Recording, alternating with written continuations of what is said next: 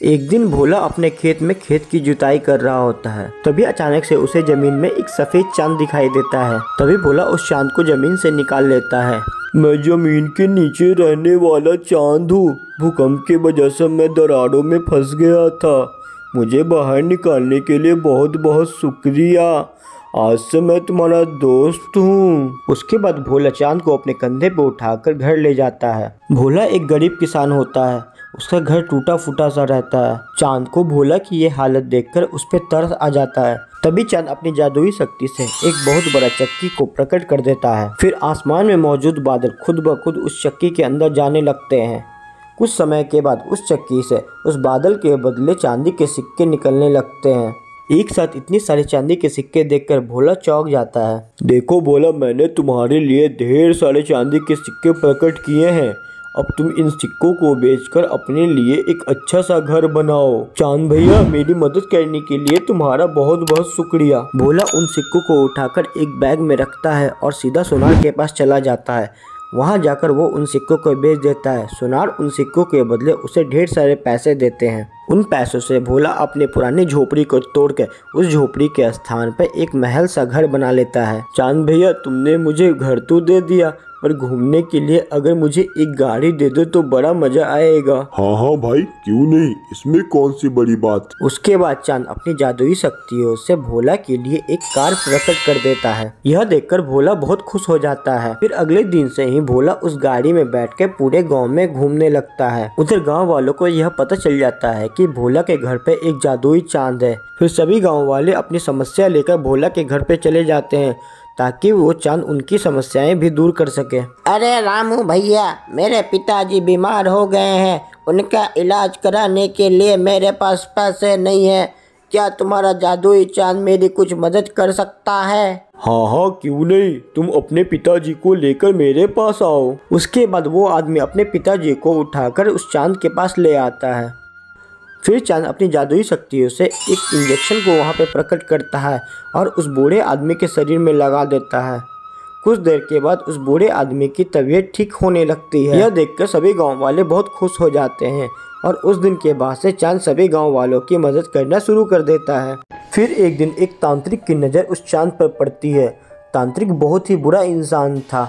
लोगों को परेशान कर उसे बहुत खुशी मिलती थी। अच्छा, ये चांद सारे गांव वालों की मदद कर रहा है, ऐसा कैसे हो सकता है? इस चांद को अभी सबक सिखाना होगा। मुझे कोई ना कोई उपाय निकालना होगा ताकि इस चांद को यहाँ से मैं भगा सकूं। उसके बाद वो जादूगर अपनी जादुई झाड़ू पे बैठकर सीधा सूरज के पास पहुंच जाता है और सूरज को चांद के खिलाफ भड़काने लगता है। धरती पे लोग तुम्हारी बजाय चांद की पूजा कर रहे हैं। तुम्हें कुछ करना होगा, नहीं तो कुछ समय के बाद सारे लोग तुम्हें भूल जाएंगे। नहीं नहीं, ऐसा कभी नहीं होगा। ये लो जादुई शरबत, तुम जाकर इसे चांद के ऊपर डाल दो। उसके बाद जादुई शरबत लेकर तांत्रिक सीधा रामू के घर के पास आ जाता है। रात के अंधेरे का फायदा उठाकर वो जादुई शरबत को उस चांद के ऊपर डाल देता है। चांद के ऊपर शरबत डालकर जादूगर तुरंत वहां से भाग जाता है। सूरज के द्वारा दिए गए जादुई शरबत के असर से वह चांद पूरी तरह काला पड़ जाता है और कुछ समय के बाद वो बुरे चांद में बदल जाता है। आज के बाद मैं किसी गाँव वालों की मदद नहीं करूँगा और मैं सबको परेशान करूँगा। उसके बाद जादुई चांद अपने शरीर के आकार को बढ़ा लेता है और अपने मुँह से खतरनाक सांप को निकालने लगता है। उसके बाद वो सांप गांव में मौजूद सारे लोगों को काटना शुरू कर देते हैं। आए मर गया रे, आखिर ये जादुई चांद को क्या हो गया है? अचानक ये हम सबको क्यों मारना चाह रहा है? यह सब देख भोला को चांद के ऊपर बहुत गुस्सा आने लगता है। चांद भैया, ये तुम क्यों कर रहे हो? अचानक तुम इन लोगों को क्यों मारना चाहते हो? मैं अब एक बुरा चांद बन गया हूँ। अब मैं किसी को नहीं छोड़ूंगा। अब मैं सबको मार डालूंगा। तभी एक लड़का दौड़ता हुआ भोला के पास आता है। भोला भैया, इस चांद के ऊपर किसी ने जादू कर दिया है। हाँ हाँ, मुझे भी ऐसा ही कुछ लग रहा है। तुम जल्दी मेरे साथ चलो। शंकर भगवान के मंदिर से गंगा जल लाकर हम लोग जल्दी से इसके ऊपर डाल देते हैं। शायद उस गंगा जल से इस पर किया गया काला जादू गायब हो जाए। हाँ हाँ गोलू, तुमने बिल्कुल सही कहा है, हमें ऐसा ही करना चाहिए। उसके बाद भोला और गोलू दोनों भागकर शंकर भगवान के मंदिर के पास जाते हैं और वहाँ लोटे में रखा गंगा जल को उठाकर ले आते हैं। उस गंगा जल को उठाकर रामू उस चांद के ऊपर जाकर डाल देता है। गंगा जल की शक्ति से चांद के अंदर मौजूद सारी काली शक्तियाँ गायब हो जाती है और उसका रंग फिर से सफेद हो जाता है। अरे ये अचानक मुझे क्या हो गया था?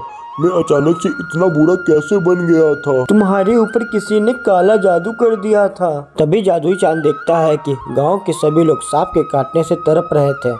तभी जादुई चांद अपनी शक्तियों से सारे सांप को वहां से गायब कर देता है और गांव वालों को जादुई शक्तियों से ठीक कर देता है। पास में तांत्रिक छिपकर ये सब कुछ देख रहा था। वो चांद के इस हरकत से आग बबूला हो जाता है। अरे ये चांद तो फिर से पहले के जैसा बन गया है। मेरा सारा प्लान इसने बर्बाद कर दिया, पर मैं हार नहीं मानूंगा, इसे सबक सिखा के रहूंगा। उसके बाद तांत्रिक उड़कर फिर से सूरज के पास चला जाता है और उसे सारी बातें बता देता है। अच्छा तो ये बात है, चलो मैं तुम्हारे साथ चलता हूँ और उस चांद को सबक सिखाता हूँ। उसके बाद सूरज और तांत्रिक दोनों उस गांव में आ जाते हैं। सुनो गांव वालों, आज से तुम लोग चांद की जय जयकार करना बंद करो और सिर्फ मेरी पूजा शुरू करो।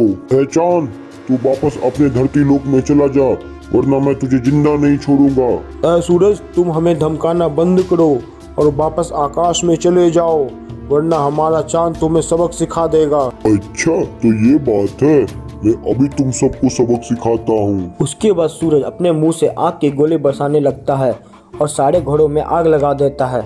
चांद को सूरज की इस हरकत पे बहुत गुस्सा आता है। उसके बाद वो सूरज को पकड़ लेता है और उससे लड़ाई करने लगता है। सूरज चांद से लड़ने की बहुत कोशिश करता है पर वो जीत नहीं पाता। अंत में चांद सूरज को पकड़कर जमीन में पटक देता है। उसके बाद जादुई चांद जमीन में ही एक गड्ढा कर सूरज को उस गड्ढे के अंदर फेंक देता है। सूरज को हारता हुआ देख तांत्रिक वहाँ से भाग जाता है। नहीं नहीं चांद, मैं हार मानता हूँ, मुझे जमीन में दफन मत करो, मैं आज के बाद से किसी को परेशान नहीं करूंगा। इस तरह अपनी गलती को मानकर सूरज जोर जोर से रोने लगता है। सूरज को रोता देख सभी गांव वालों को उस पर दया आ जाती है। इसे छोड़ दो चांद भैया, इसे अपनी गलतियों का एहसास हो गया है। चल दोबारा आसमान में भाग जा और दोबारा कभी किसी को परेशान करने यहाँ मत आना। उसके बाद सूरज चुपचाप आसमान में चला जाता है और उस दिन के बाद से वो किसी को भी परेशान नहीं करता।